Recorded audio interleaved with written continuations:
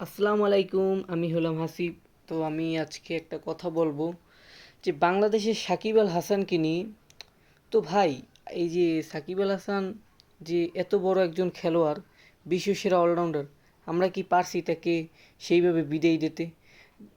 যতই যে হোক, মাহমুদুল্লাহ তারা সুন্দর মতো বিদায় পেয়েছে, প্রত্যেকটা প্লেয়ারই সুন্দর মতো বিদায় পেয়েছে। আমরা সাকিব আল হাসান শুধু বাংলাদেশের সেরা অলরাউন্ডার না, সে ওয়ার্ল্ডের নাম্বার ওয়ান অলরাউন্ডার ছিল।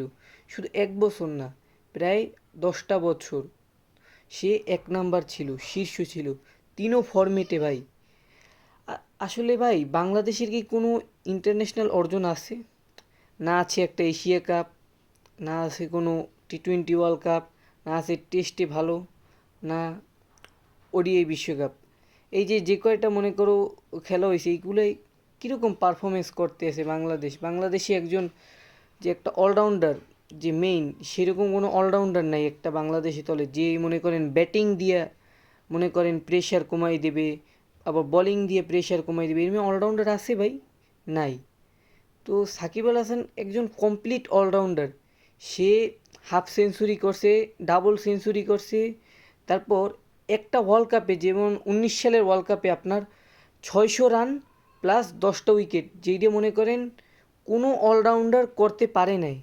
তো এইরকম একজন লিজেন্ডারি গ্রেটেস্ট প্লেয়ারকে আপনি কিভাবে দেশে আনিয়ে আমরা বিদায় দিতে পারি না? তাকে আমরা সম্মানটা কিভাবে দিতে পারি না? সে দুঃখের জন্য পোস্ট করে যে আমার শেষ জার্সিটা আর নেওয়া হলো না। তাই আমি এইটার প্রতিবাদ করতেছি ভাই। আমরা চাই সাকিব আল হাসান বাংলাদেশের হয়ে খেলুক এবং তার শেষ বিদায়টা খুব সুন্দর হোক।